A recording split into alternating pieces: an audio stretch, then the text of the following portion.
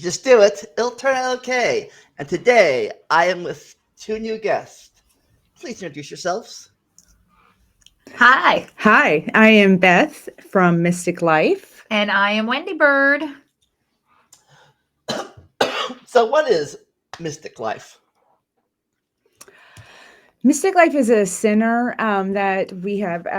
I originally opened it. We have now grown into a group of women. Well, it just happens to be women.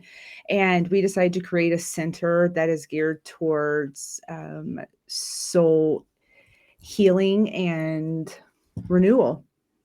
What would you say?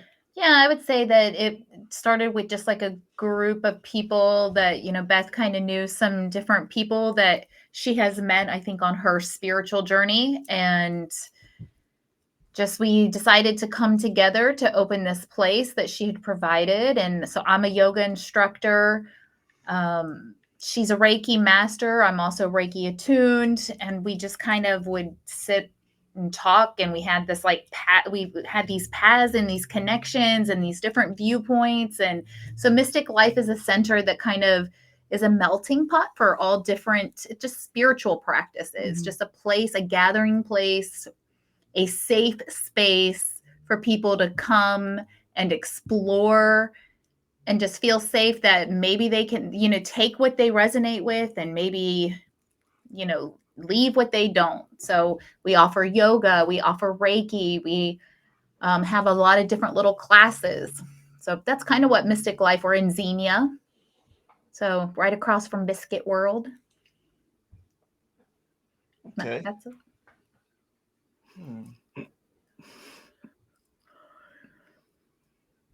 It's weird. Something's wrong. Not on YouTube right now for some reason. Maybe it's delayed. I don't know. I'll figure it out later. I'll upload it later if it's not. But anyways, so what is soul healing? You want to answer that? Okay. That's broad. Soul heal. Your soul is who you are at your core. Your essence. We are made of energy. This is the shell that holds us. And so what soul healing is it doesn't even necessarily mean maybe even this lifetime. It could just be on a soul level, healing past traumas, generational traumas. Yeah. I think it's different for everyone. So whatever it is that your journey has brought you to, I think each person is on an individual journey of finding out what their own personal truth is. And we have a lot of factors that go into programming who we are as humans, as people, as individuals. And we're at a time, I feel like, especially like in an awakening in time where people are starting to want to maybe deprogram or just kind of figure out what their belief is compared to maybe what they've been told their belief is. We are almost instilled with a certain type of personality belief by just where we're born. The fact that, if you're born in Xenia, Ohio, there is a strong chance that you're going to be a middle to lower class Christian person. And that's just because that's where you're born. And you may totally resonate with that, and maybe you don't. But I think that a soul healing is when you're trying to get to what that truth actually, like who you are to your Atman, to your soul. Through all the trauma and taking all these layers off of, this is who my parents told me I am. So like a nature nurture above beyond that thing. Yeah, I mean, yeah, that has a lot to do with it, of course. Yeah. Yeah. Definitely. So yeah, these bodies are just our avatars. For a lot of people understand it in that way. It's a great way to understand it. But I think people have been afraid to question that for a long time. We've had a fear that's been instilled in us to even question things, no matter where you are in the world or what your faith system is. And I think that that's part of the soul healing, is being able to question things. And again, you may get down to the answer that you believe in everything that you started believing in. Mm-hmm. So what got you started in this? For me, it was a dark night of a soul. It was I'd just been diagnosed with multiple sclerosis, and my health was failing, and I had become a burden on my family, and I needed a change. And that's what a really loud prayer was the beginning of my journey. Yeah. What would you say is what got you on this journey? On just the soul journey, I would say when I really deep dived into my Christian beliefs, I've always been very spiritual and gone to church and had a very strong relationship with who I believed to be God, or who I believed to be God. So I think that just deep diving into Christianity, I lived in almost like a commune style living where I really just studied the Bible and what my belief system was. And it got stripped to its core at that point, and it started to bring up questions. And then I've practiced yoga for about 18 years now, but it was always just like an exercise. And my Christian beliefs were telling me I had to get rid of yoga. So that made me deep dive a little bit farther into actual yoga. And that's when it all came crashing down, I think is. Mm-hmm. And it's still crashing down. I mean, you've known me. I think about every 6 months, I have a spiritual crisis of some sort because I'm constantly evolving, and we are all constantly evolving. So your first knee-jerk reaction is to just reject everything you knew. Yeah. But then you go back and you start inviting those things back in, or learning more about it. That's something I've been on a huge journey with, is deep diving into orthodoxy of all faiths, getting to the very core of each faith. And something I've really come across is that they're all basically the same. Mm-hmm. And that's crazy. Only the names have changed. Only the names have changed. So did you said you had Christian beliefs? Was that a hard transition to do what you did now from there? It was it was absolutely horrifying. So my husband at the time, he still is in this faith, but we are no longer married. But he chose a route of Russian Christian Orthodox, and I went down the Eastern yoga tradition. And it still to this day causes a lot of issues between us in that faith. So it's been a personal feeling of, I still struggle sometimes with you're going to hell because you're even questioning it.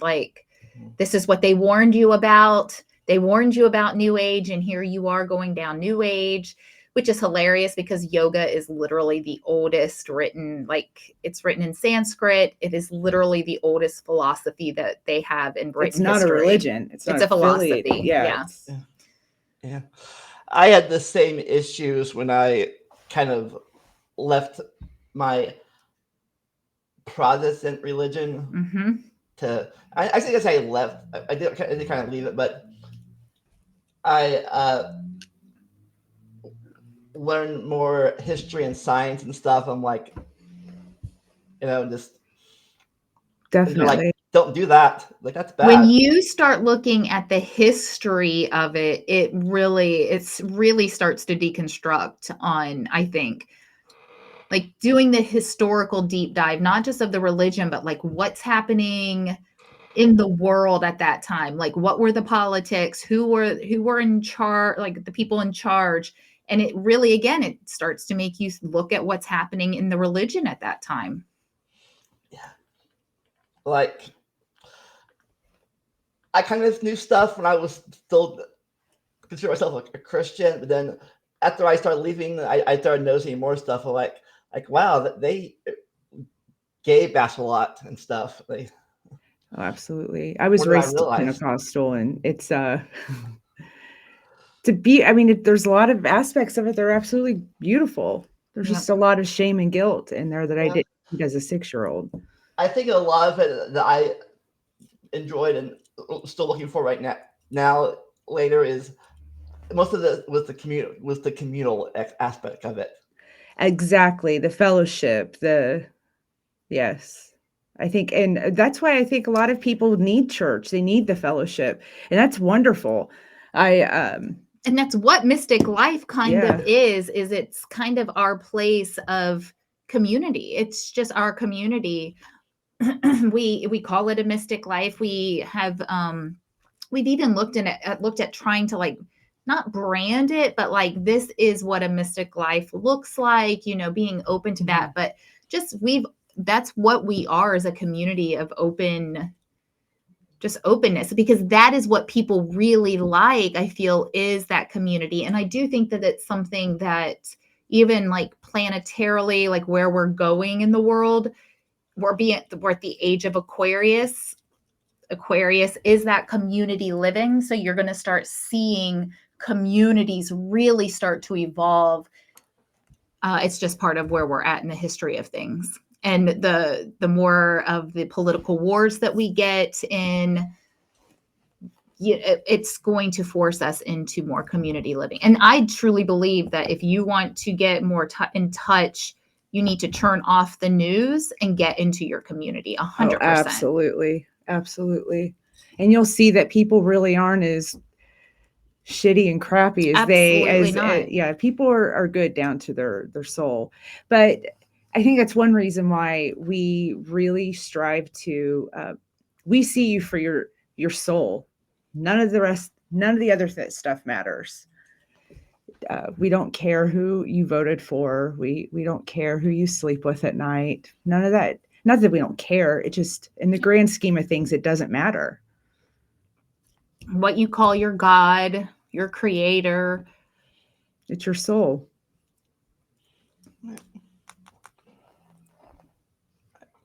So what do you do for fun when you're not? I'm also a gardener. So I work at a garden center in Yellow Spring. So I love to do that. And then we like to talk. Yes, we do. I'm a mom of 4 kids, Yeah, and 2 of them though are in their 20s, and I have a set of twin daughters that are 12, and a husband, and so that takes up a lot of the fun time that I would have. But I like to bird watch. I'm a bird watcher. She is. That's one of my favorite things to do.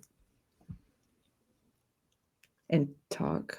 I do like to read. I'm reading the Dhammapada right now. I'm reading the Tao Te Ching right now. And the Britney Spears autobiography, The Woman in Me. Wow. Yeah. Yeah. I like reading too. I've been trying to write a novel forever. Okay. I have low I have low anxiety. I have self-esteem anxiety issues, and it's like your brain tells you. Imposter syndrome. Yeah. Mm-hmm. We talk about it a lot. And I even got 40,000 words down already. Wow. Is it sci-fi? It's fantasy, sci-fi. You know, historical fantasy. Oh, I love that for Very you. cool. How much do you have of it written? About 45,000 words. Yeah. But I need to figure out the show versus tell balance of the book, and then after that, I gotta go through the editor process. Yeah. Or just upload as it is, But You could probably get a program and edit it bop. Yeah. Editors are expensive. Like a developmental editor is like $1,200 for 50,000 words. Wow. And then I've been studying that you gotta go through a developmental editor, then a line editor, copy editor, then a proofreader. And that's before that, you might want to get out some beta readers and stuff, and then write a query letter if you want to do it. You want to do it independent. You got forgot your own money. You want to get professional. You got to write a query letter. Get an agent and stuff. Yeah. So, It's my degree is in education, secondary education. It's English and literature was like my emphasis. And I ended up not teaching or getting my teaching certificate because a whole bunch of crazy drama that was in my college days. But I still got my degree in it. And one of the things, like, as I'm like, what am I supposed to do with this degree in education if I'm not going to teach? And that was one of the jobs they recommended, was to become like an editor to books. That would not be something that's fun. But yeah, to have to read even the bad books. And one of my teachers was like the fifth. She was an editor to textbooks, and she was the fifth editor, like proofreader, like in a series. So like she was like the final stop. So she had those like really eagle eyes. She was the hardest class. She was a linguistics teacher, and that was the hardest class, man. But she was the fifth editor in line of those books. Yeah, actually, in my early 20s, one of my goals before I filled up college is I wanted to be a teacher. Oh, cool! I've wanted to write a book. Yeah, but I was terrible at college. I know it was because of grades or getting there and back, but I just did terrible and just. I did good in college, but I was so homesick in college, man. Whew. That was a struggle for me. I went in Athens, and wow, I missed my family. Like Ohio Athens or Greece Athens? Ohio Athens, down at OU. Oh, like not in Greece. No, could you imagine? Whew. So this is where my spiritual path started. Yeah. So here I was in Athens, Greece. The home of quote democracy. Yes. I think that was funny, where I wanted to be a history teacher back in the day. Oh, I love that. And I thought it was funny, that where Sparta was, the rough, tough military thing, and Athens was and Sparta was the military, and the monarchy, a king, whatever thing, and Athens was a democracy, but the Sparta people, the women in Sparta was treated more fairly than the Athens women. Yeah. Yeah, that doesn't make any sense because Sparta was so military. Yeah. The women were treated more fairly, according to the modern thing. That's another thing is, as progressive goes on, what was progressive 50, 60 years ago, 100 years ago, we consider like conservative. Oh yeah, everything's completely flipped. Yeah. I don't know. America's got a lot of, I guess I don't know. Then Athens, I feel like there's a lot of similarities too. Yeah, and it's like I've been hoping. I would say I was as progressive. There's a thing people say sometimes that there's a saying that says you're more liberal as a kid and more conservative as an adult. But I know I've become a little bit more liberal than I was. Oh, interesting. I think I go back and forth at times.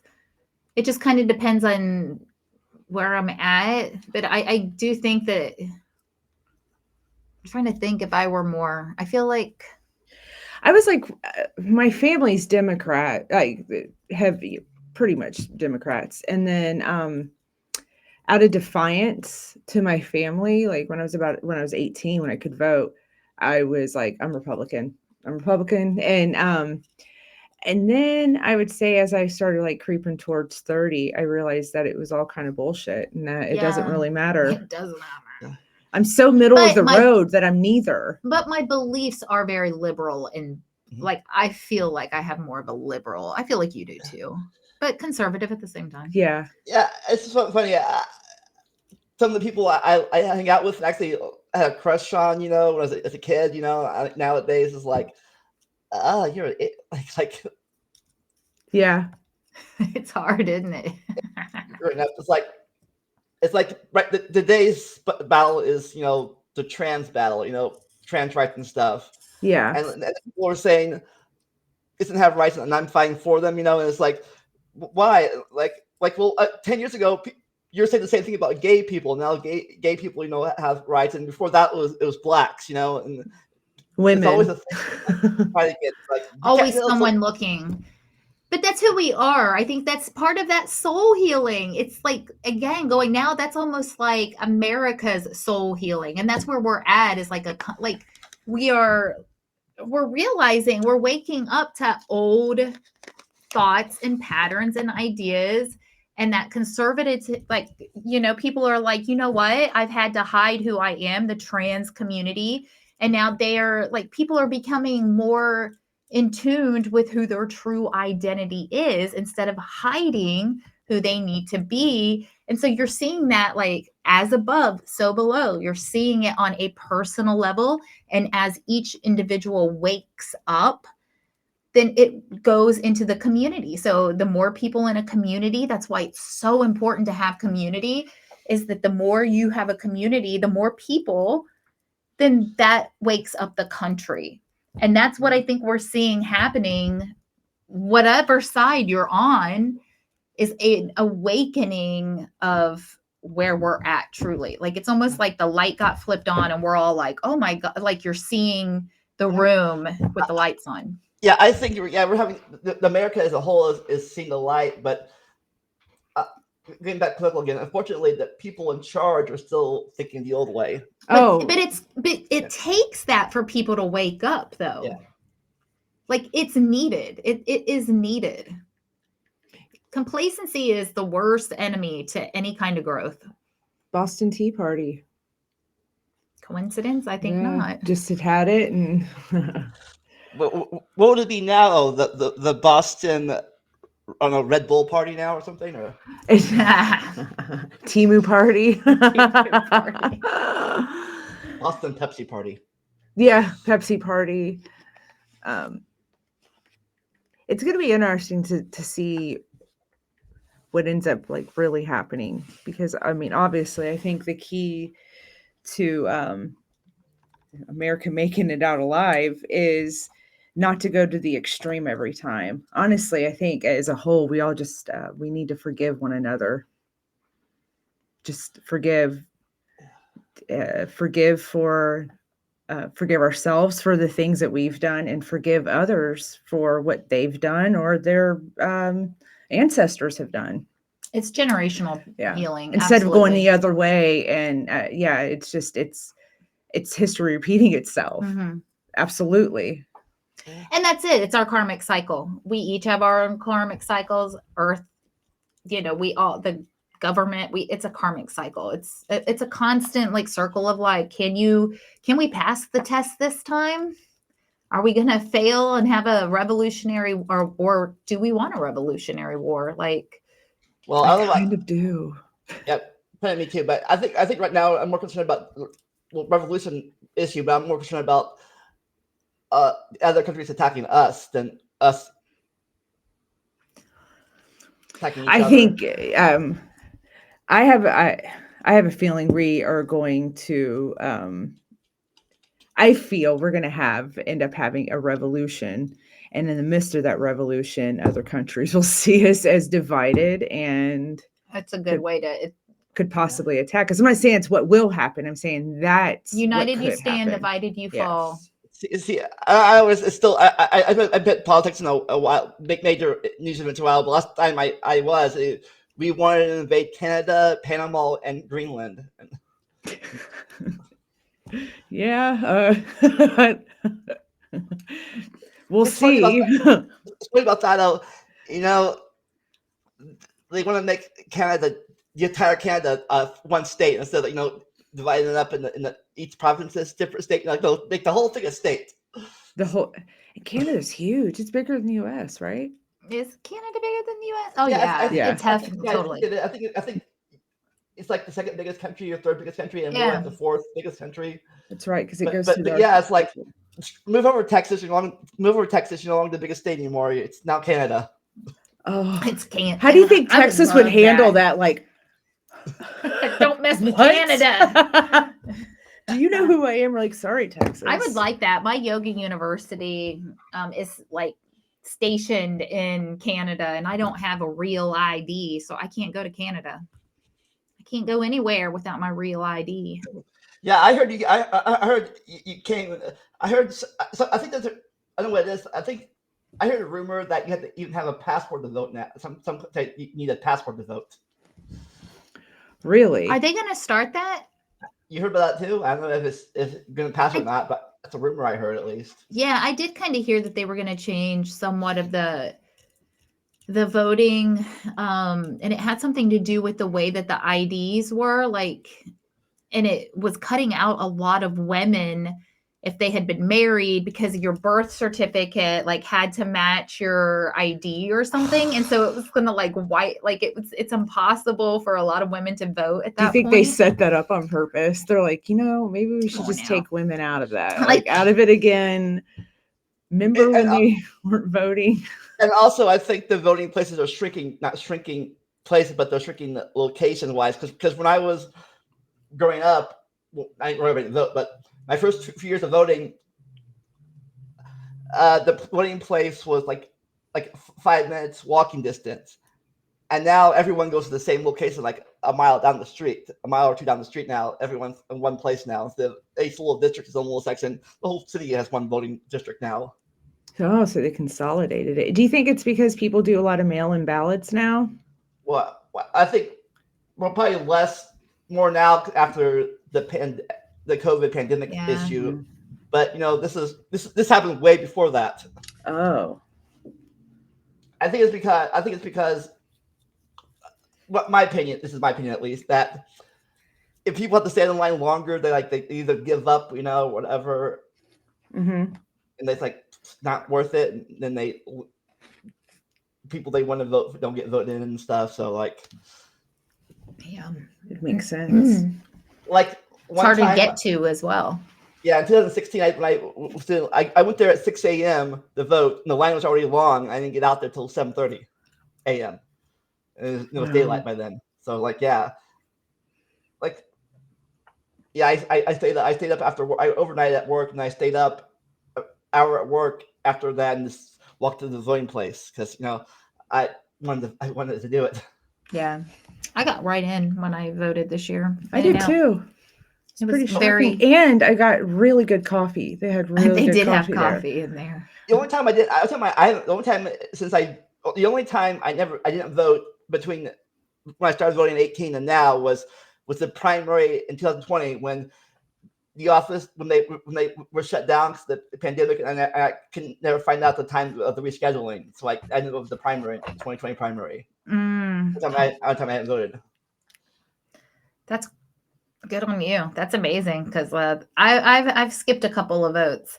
I almost didn't vote this year because I just am like, what do I do? I'm a Libra. I can't make these decisions, and it just I'm a Capricorn. Capricorn is my favorite sign. I love that. Good for you. It's funny. In the astrology, I'm a Capricorn, and the Chinese one, I'm a sheep. I'm a snake. It's my year. So I'm like a goat, sheep thing. Goat and a sheep, yeah. Both things. I'm a dog. Are you a dog? I'm an Aries, and so that's Ram. And then in Chinese, I'm pretty sure I'm a dog. I think I'm a water dog or something. Yeah, I'm a fire snake. So does your thing look at those things too, or is that separate? Something different? What was the question? Is your business? When I say business, your philosophy, business, whatever. They look at the horoscopes and astrology. Both Chinese. Are they? Yeah. That's something different than what you do. Oh no, it's all part of that mystical stuff, mysticism, and to be honest, astrology's been followed by many different religions. Early Christians, most faiths. The Magi were astrologers. Yeah. So, it's something. So, even Native Americans had their own form of astrology. I follow the what is it called? Western. I do follow Uranian astrology. Yeah. But yeah. I just follow basic Yeah. whatever or whatever I we follow talk like about. I can't remember like what it's Normal planetary alignments. That's actually what our first podcast is going to be about. The first episode is just kind of, I think, I mean, it'll go like 80, like we're going to be all over the place, just like we are now. Like, how are we even here? But it is going to be, I think, a lot about understanding where we are right now astrologically, because it's huge. I mean, it's like it's never, ever, ever, never, ever. And when you start to understand it, what astrology is, it's like a guidebook to life. You can choose to do, it's just a little bit of a guide. And so when you start getting into it and certain things happen, like, oh, my car broke down. Well, I knew this, this could have happened. You're prepared for it because Mercury's in retrograde or whatever it is. There's very few surprises. I get to where I'm just ready for whatever's to come. What season are we in now? Gemini season. Gemini season, yes. And this is a punch in the gut season. Yeah, I wanted to do an episode about history of astrology and the shapes and the stars and stuff, but I haven't found a person that's knowledgeable in that subject yet. We're amateurs in it, wouldn't you say? I mean, like we're learning, we're self-taught. We follow it in our own lives, but we do know a couple of like a charter or something. Yeah. Plus, I didn't realize this when I was younger, but I think I was if it's so different, but the constellations in the southern hemisphere might be different than the northern hemisphere constellations. Oh, I would imagine they'd have to. Yeah, absolutely. Yeah. And then because up north is Polaris, North Star, and stuff like that. Then down south is the Southern Cross. Yeah, It's the center of the stars. That is interesting. We'll have to look into that. We'll do a whole episode of that. Yeah. Which I don't know if you're one of them, but totally, I'll say debunks the people that believe in flat Earth. I have a friend who is a flat earther. One of the smartest people that you will ever meet, and not that you shouldn't be, but he is a complete diehard flat earther. And it's just shocking to me. At this point, if we were to find out the Earth is flat, what is it going to change? What is it going to change? Anything? I still have to, put gas in my car. I still have to pay rent. I mean, but I guess it's being argued about a lot. And I'm like, yeah, but is it really going to help anything? Yeah, I think that's the difference. Like maybe it's cool to know, but I don't know that it's worth the arguments because you don't. Same thing with aliens. Are they going to help us if they're real? If not, then it's just not a big deal. We still have life to live. We finally have some viewers on. Hi, viewers. Over on Twitch. YouTube's having issues, but we're on Twitch. We're live on Twitch right now. So. Oh, nice. Hi, everyone. Hello. Oh, very cool. So, within politics, is the current political climate, trying to go against you, or are they for you, or what? I don't know. It's actually tricky. So a lot of I would say liberal people have been into this type of work for a long time, and what I found is a lot of conservative people are starting to get in this stuff since the whole vaccine. There's a lot of conservative people that are going against the, I don't know, looking for a more holistic way of healing instead of going the medical route. So I get such a big mix of people coming in here, and it's actually beautiful because you'll watch two people have a conversation. They're not talking about politics or anything, but we'll know that this one's a Republican and this one's a Democrat. And if either one of them knew who the other voted for, there's no way in hell they would stand there talking. But spiritually, people are finding this really cool common ground. I think that's why it's important to have centers like this that have like no, it doesn't matter. So that's not conversation because it doesn't really.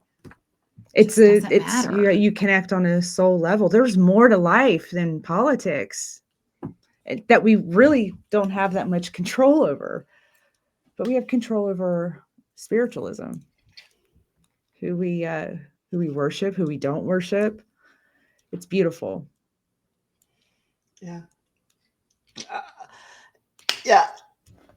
I also have, it's before, it's, I was always for giving people more rights and stuff, but for me, it became more personal when my family members became lesbians or trans or whatever, or non-binary. When your own family comes in, you either, some people disown them, other people support them outright.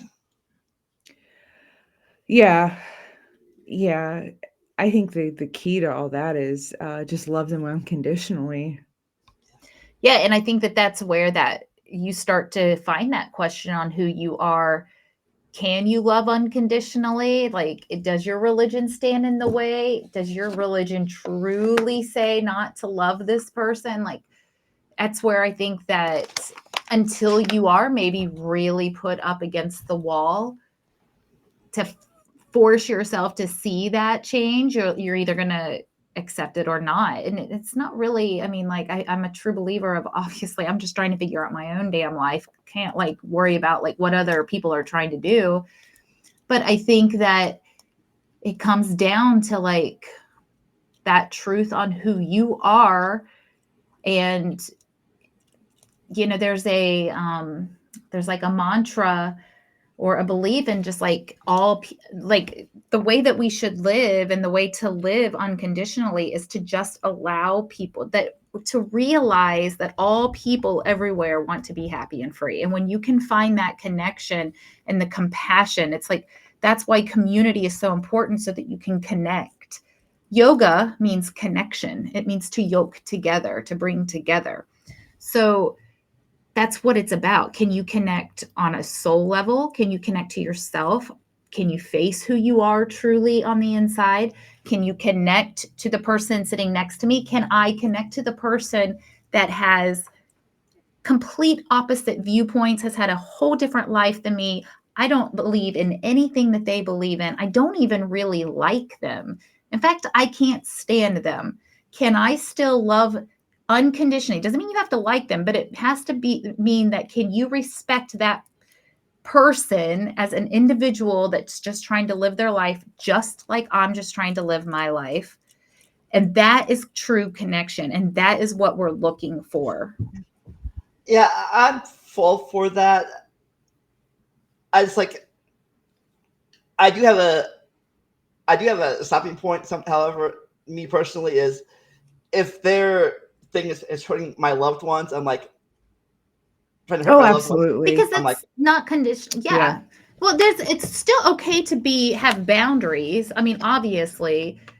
And you still have to be, there are reasons that, boundaries are in place, and you don't have to just allow for bullying or whatever, but it is still seeing that person as a human being, even the bad person, even that person that's bullying. Like I'm all for free speech, even for people I disagree with. Like, I think even places like the KKK have free speech. I might agree with them. I think they're stupid idiots, but it's America. They right to say their stupid stuff.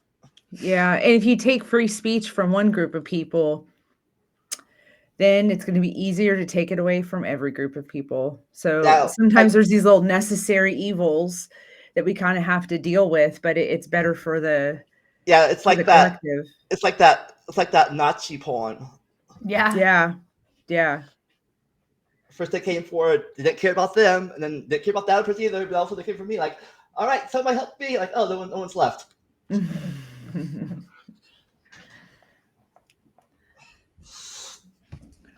So are you, what other, you said you were in the history too? I'm a huge history nerd. Love it. My son actually is too. He's got a minor in history. Yeah, that's probably my other passion.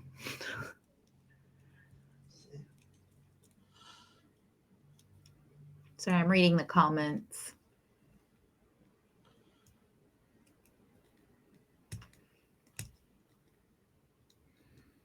Yeah. Right. And man, everyone's got their own journey, and everybody sees the world through their own lens, Yeah. through their own trauma, through their own experiences in life. And I'm sorry, but well, I'm actually not sorry, but the God that I believe in, that I would say pray to, is doesn't want me to worry about judging other people and their lifestyle. It's not for me to judge. And I'm sorry, I'm not going to blindly, I shouldn't say I'm sorry because I'm not sorry, but I'm not going to follow these books blindly that were written many, many, many years ago. And really, do any of us know for absolute certain what happens on the other side, what will happen to us when we leave, what is determined to sin? I think if you just do what, I mean, the Ten Commandments aren't a bad set of rules, really. No, I love the Bible. Yeah, I love to the follow. Gospels. I love everything that it represents. But Absolutely. I love the Bhagavad Gita, and I love Absolutely the Dhammapada, and I love, you Yeah. know, all of those sacred, the Yoga Buddhism and- Sutras. Like, Yeah. they've all, but you know what? Again, going back to that, they all have the same core meaning. When you strip away the little stories, which are obviously, they can't be factual because they weren't even written down for hundreds of years. It was passed down by word of mouth for so long. So, but when you get down to that core of what it is, the messages are all the same. So what's your stance on the separation? Do you think some people want it to be the same, and politically, and they want like the religion and state to be the same thing, and other people want them to keep separate? I think there could be as many as you want. I don't think there should be. I think that there are as many divisions as there are human beings on this planet, in truth. Now, the actual division of religion, it's just ego, and it's just being. I meant. Do you think, like, say, the Ten Commandments be forced to be in schools and stuff, and not just one religion forced in school, like only Christians? I definitely believe in separation of church and state. Definitely, yeah. Because it's funny because I think about how like other people they think we should pray back in school. I'm like, technically prayer never left school. You can pray in school. I prayed in school. It's just they can't force you to pray. Exactly. I think you should force a quiet time, and you can choose to pray or meditate or whatever you want to do. They should teach mindfulness. Yeah, is what they should be teaching. Calming your mind down. But yeah, I definitely feel that would. Because it's funny, that they say that it's like, but if another religion or something came power, to force your kid that, like we shouldn't do that. Like when it's your thing, they're like, yeah, let's do that. When someone else, it's like, no, let's keep it separate or keep it out. Yeah, and I think that was one big thing when that they wanted to do is to keep separation of church and state. I think that was when you give a religion that much control, that's when you start indoctrinating your children. And not that our kids aren't being indoctrinated now, but yeah, you shouldn't be forced to practice one religion or another. Yeah, I think that. Yeah, I said when I was still a Christian, and stuff, and I even then I didn't want it be forced on other people, and it was my choice to be it, not it was my choice not to be one anymore. Absolutely. I do believe Christianity is the path for many people, and that is their true path. Like, and there's nothing wrong with it, but you absolutely should not be the second that you demand that on someone, you're not practicing unconditional love at all, which is the basis of the Christian religion. Like, is there any people that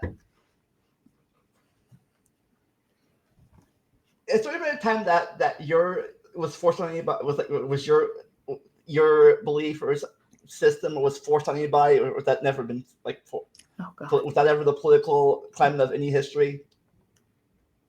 That what? Like for me personally, it has been forced on me. But did you mean like Religion? No, I meant your yoga, the yoga, whatever, mystic. Was that ever like in the history? Was that ever like the political government of anybody ever? Well, actually, 300 years ago, we would have been burned at the stake for this. This is, this would have been witchcraft. Witch, you're a witch. There's no way that we would have ever publicly spoke about any of these things, and carrying a crystal, or even 100 years ago. I mean, you could actually probably the 20s. You probably would have been at least lynched or something. Yeah. That's. I think that is also going back to astrology. Astrologically, this is what's supposed to be happening. There's an awakening. People are no longer scared of, what herbs can do, and what some stretching can do. And the fact that everything is energy, and you can heal with it.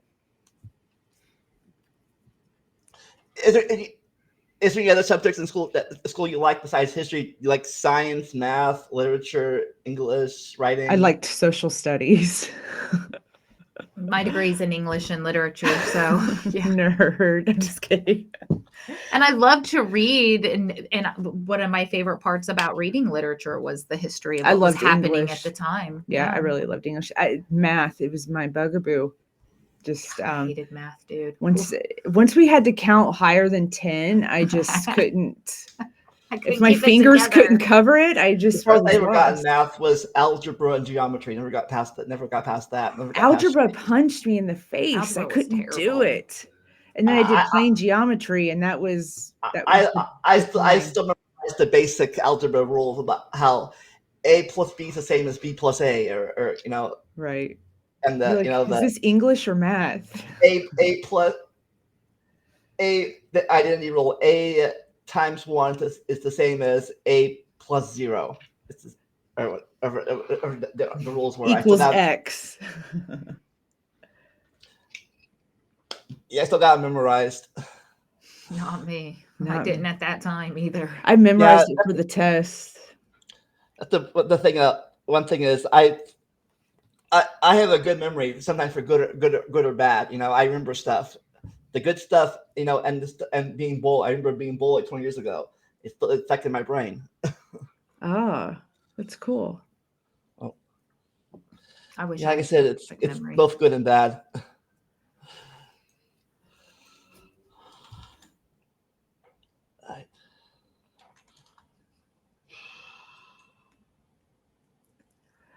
You want to start? You got to get home to your kitties, don't you? So you want to wrap this up, or you talk more? Yeah, actually, I would love to talk more, but we do have to wrap it up for this evening. So you want to you want to advertise your business or whatever you do? So we are starting a podcast tomorrow night. It starts at 8 p.m. 8 p.m. June 1st. The Mystic Mamas, Sacred and Slightly Sassy. I can't say it very well. Why did we pick that? And basically it's just Wendy and I talking. We do it a lot, and we are going to have different guests on. We will talk about our spiritual path.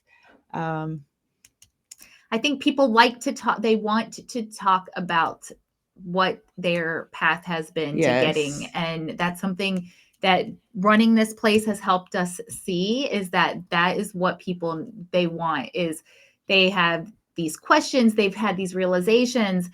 And so we want to, and every person is so beautifully unique and truly, I believe, has their own gifts. And that's what this whole thing is. And what's really cool magical. Is we're open books. So we'll say a lot of the things that other people won't say. And we do keep it real, and we are raw when it comes to this type of stuff. And I think it will be, Great. I'm excited for Great. it. Yeah. So yeah, we're gonna be going live and tomorrow at 8, Mystic Mamas. We are also, you want to come take a yoga class, get some Reiki. We're at Mystic Life in Xenia on 65 South Allison. You can go to our website, mysticlifecenter.com. You can schedule appointments, and we have all of our future classes on there. Cool. You have a catchphrase you want to say? Everyone, I have a lot of guys have catchphrases they want to say. You have a catchphrase at the end of You the want end to of do this that? thing. Mystical Life. Oh, our catchphrase? Oh, Yeah. yeah. Do you want to do it? Yeah. Okay, so because after all, It's a mystical life.